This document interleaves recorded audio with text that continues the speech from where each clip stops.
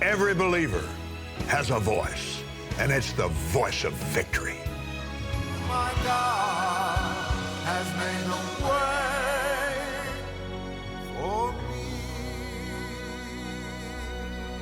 Hello, I'm Pastor George Pearsons. Welcome to the Believer's Voice of Victory. Brother Copeland preached at a meeting called Word Explosion Military Salute. And during that meeting, we had some powerful word that was being taught, and we were also honoring our military, as we do right now. All of you who are military or retired, we honor you. Now, with all that's going on in the world around us, we need to hear from God. So get your Bibles and join Brother Copeland as he begins today's study about the power of the love of God. I want to talk to you about love, the secret to success. The God kind of love. The agape love, not the filial love. Agape, the God kind of love, is love on purpose. It doesn't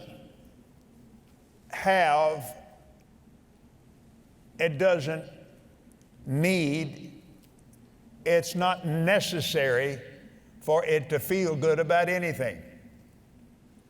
God loves because He is love. And love is good. But Brother Copeland, this is a military meeting. I'm well aware of that. And that is from that angle that we will be talking about this. And particularly those of you that are in the military now or planning to be in the military, listen up. Listen up. And this could very easily help some people that have already been in the military and have seen some nasty stuff. So, the first thing we'll look at is the soldier's psalm. Well, we're going to look at two things together. The 91st Psalm. Thank you, Lord. I tell you what, I'm going to do that from the Classic Amplified tonight.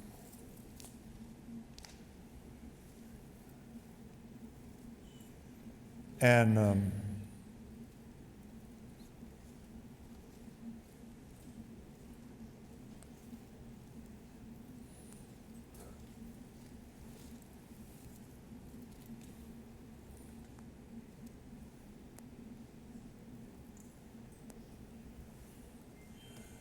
now don't read, just listen. I'll probably put it up on the screen, but just listen here.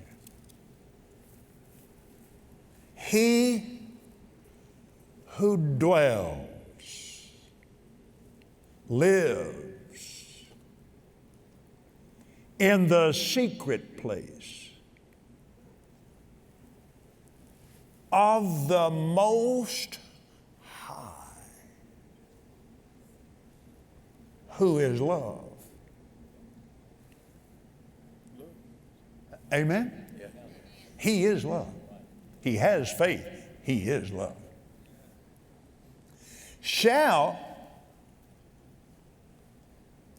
He will remain stable and fixed under the shadow of Shaddai, whose power no foe can withstand.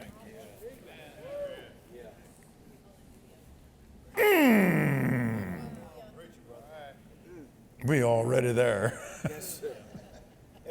Hallelujah. Glory to God. Now, but it's no good unless you say something. I will say of the Lord, He is my refuge. He is my fortress. He is my God. On Him I lean and rely, and in Him I confidently trust, for then He'll deliver me. He will. I said He will deliver me. No ifs, ands, or buts about it. He will. He is love. He loves me, and He will. Thank you, Lord. Now, I want to go over here to the book of Numbers.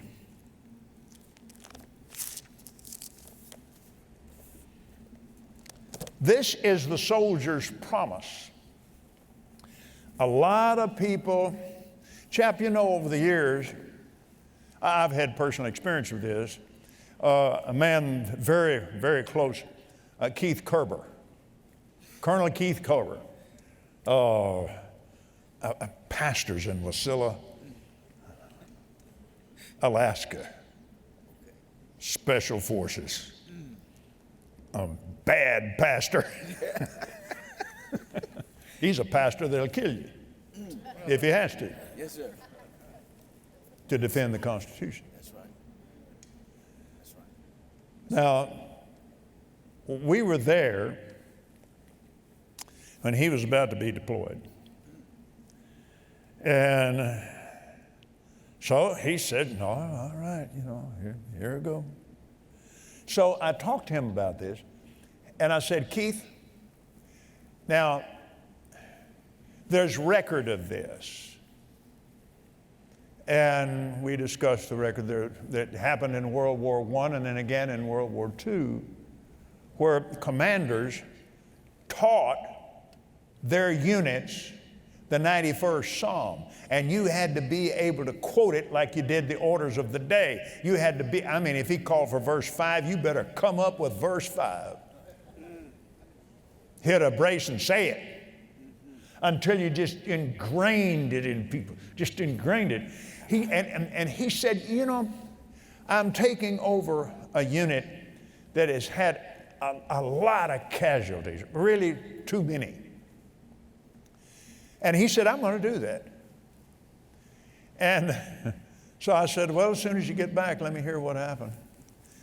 Well, I didn't know he was going to call me at 3 o'clock in the morning, but he just got back to the stateside, and the phone rang there by my bed. And he said, it's Keith.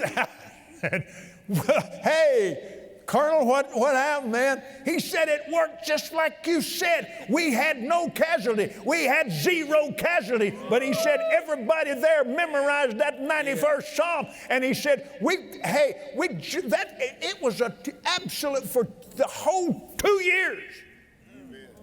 Nobody got a scratch. But he said, Kenneth, I have a problem though. He said, when I left and another commander took my place, he said they began to have casualties again, not as many as they had. I said, Keith, that's simple. Those guys were saying that and memorized that because you ordered them to. Now, there's some of them were saying it because you said to, but it still worked. Now you got a bunch of lazy ones that didn't believe it. Now, he didn't say this is just me. I expect those were the casualties. There were some of them stayed with it. But that's so easy to understand, it isn't even funny. It's the Word of God. He is my refuge. He is my fortress. He is my God. And in Him I do trust, and I'm about to say so. And then He will deliver me. And when you go on down, then you come to the place where He says, He has placed His love upon me. Yes. Now listen, Michael Aiken, He has known my name. He's known my name. He's known my covenant. He's a covenant man. And I'll keep him. And with long life, I'll satisfy him and show him my salvation. That's a soldier.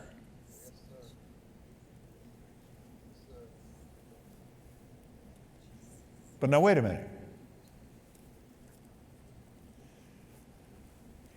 He cannot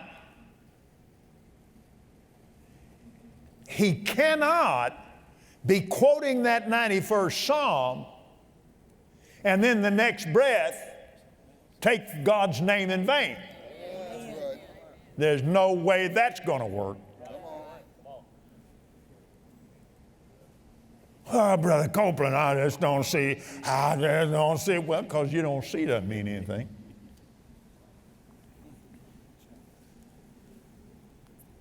Now, what about David?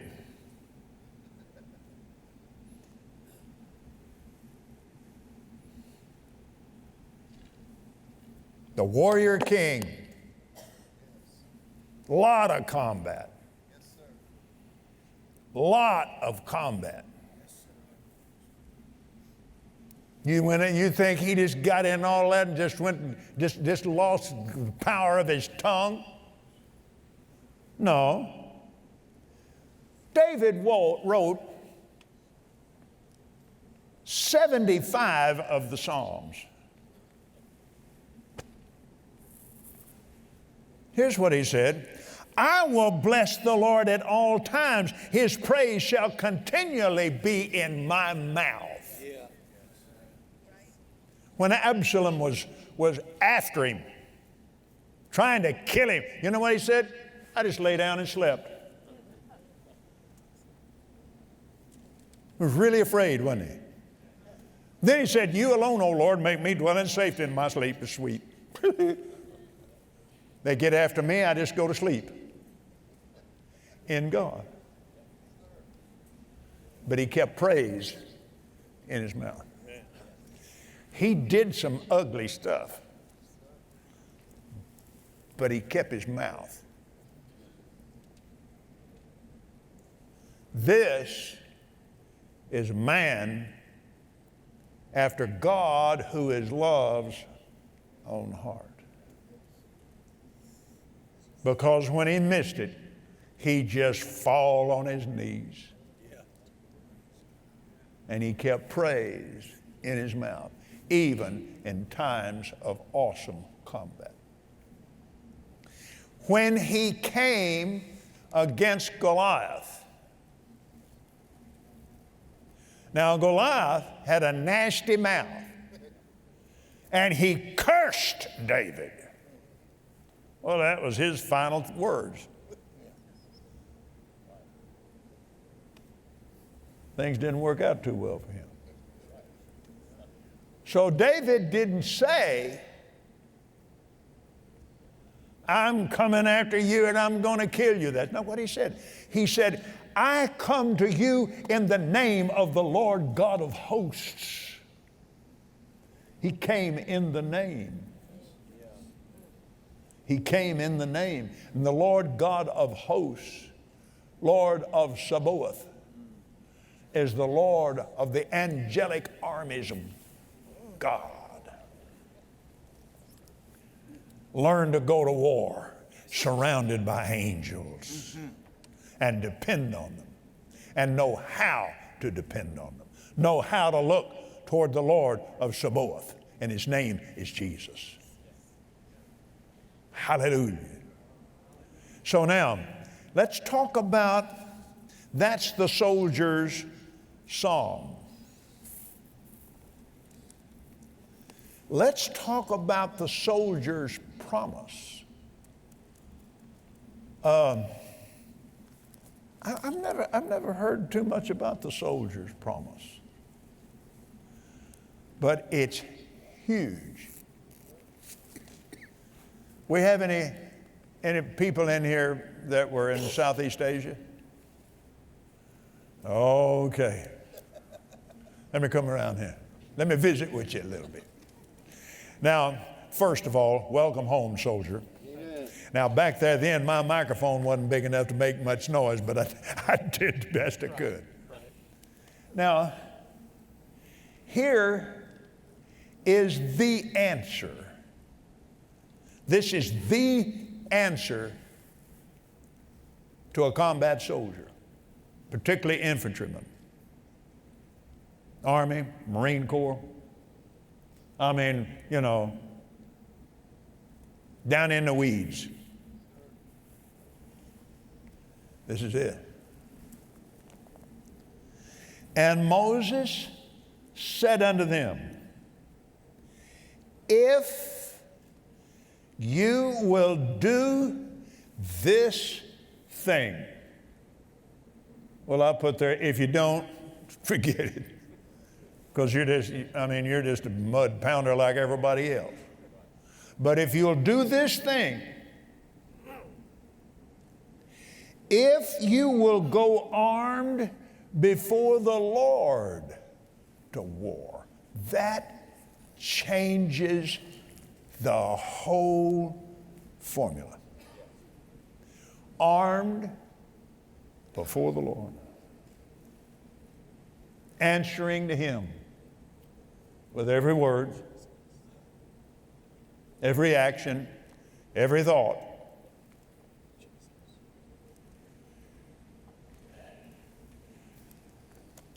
I've heard this, I've known of it personally. Remorse and guilt, because you're the only one left. That's no time for guilt. That's time for joy. But now here's the key. And will go all of you armed over Jordan before the Lord until He has driven out His enemies before Him. You're just the tool. Now, when I was in the Army, 65 years ago, this coming January, the M1 Garand was our weapon. Heavy rascal. A little over 9 pounds. Without the bayonet. It's a club of wood, brother, but it's a good weapon. It was good. But it was nothing but a stick without me. Just a big heavy club without the soldier. The soldier is no good if he or she takes all the responsibility upon themselves. That just won't work. You and I are not equipped to handle that. Yeah. We weren't built for war. We were created by a God of love, but He's also a God of war. And it's when the Prince of Peace becomes the God of war, when mean, unreasonable, ungodly, unmerciful, doggy people get to the place where local law enforcement can no longer handle it, then somebody has to call the soldier. It takes a soldier to step in there and make the difference. It takes a Marine to step in there and make the difference. It takes an airman. It takes a whole crew of people to make the difference. I believe in war. Yes, sir. Yes, sir. Yes, sir. Thank God for it.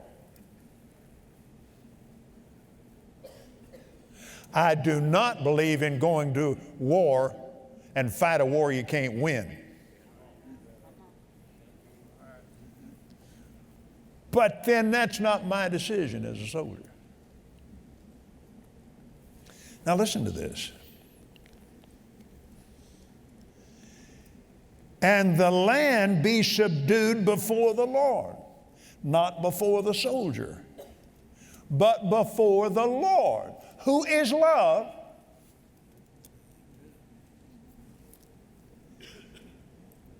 Then afterward, listen, you shall return You're coming home, Bubba. I'm telling you, you do it this way and you're coming home.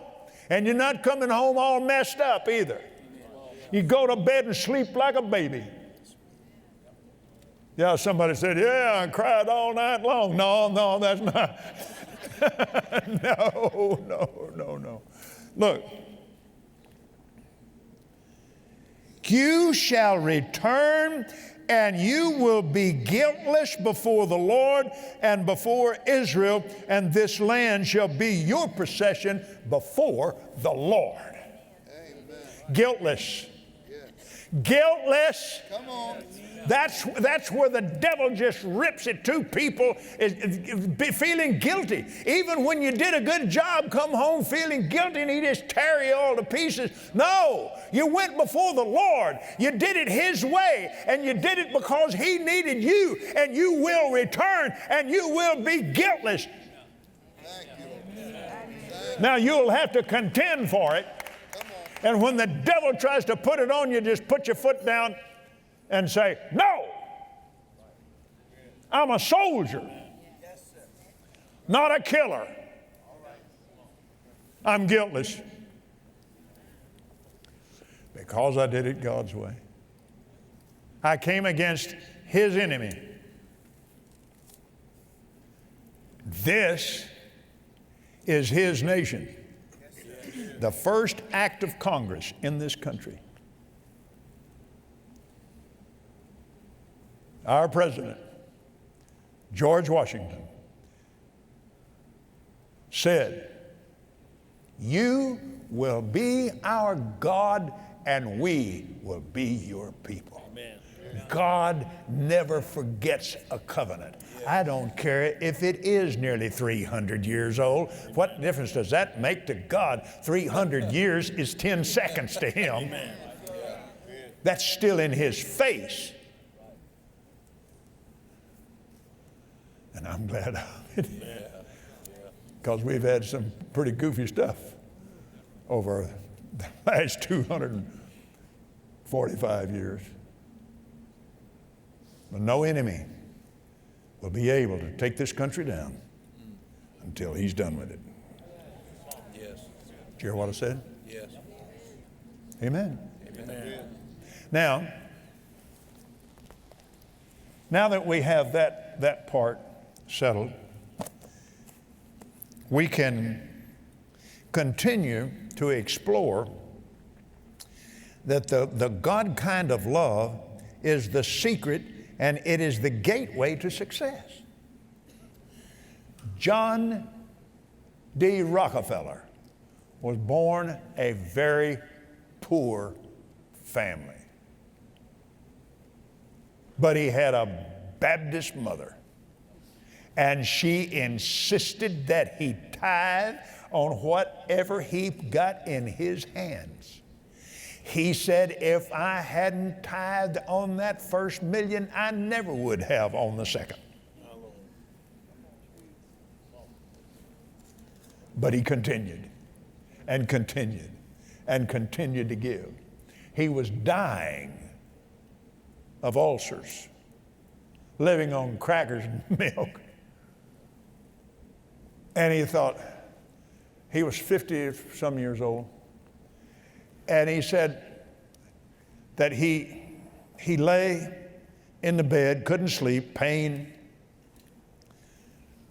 What is it, and prayed like this, what is it, I have all this money now, and I'm about to die. What is it that I have not done yet? And the more he thought about it, and the more he prayed about it, he began to realize, I've never tried to give it all away. And that's what I'm going to do. Did you ever hear of the March of Dimes? Of course you did. But the old John Rockefeller laid a mile of dimes Not some 50 years old. He got healed. He laid a mile of dimes. I think it's right down Fifth Avenue in New York. It was the way the March of Dimes was born, to find a cure. Hallelujah. Why? Because a man decided to give, and he got healed.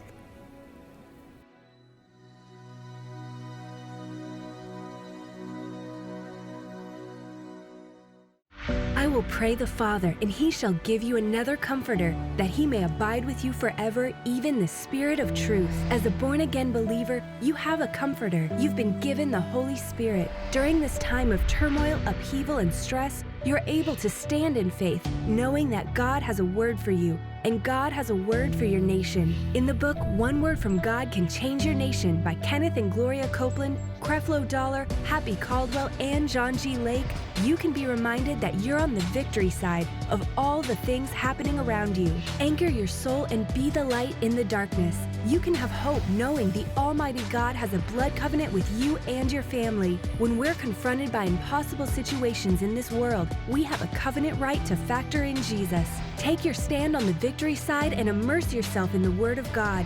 Learn how God can change even the worst situation. No matter what is happening around you, delve into God's Word and prepare for an awakening to God.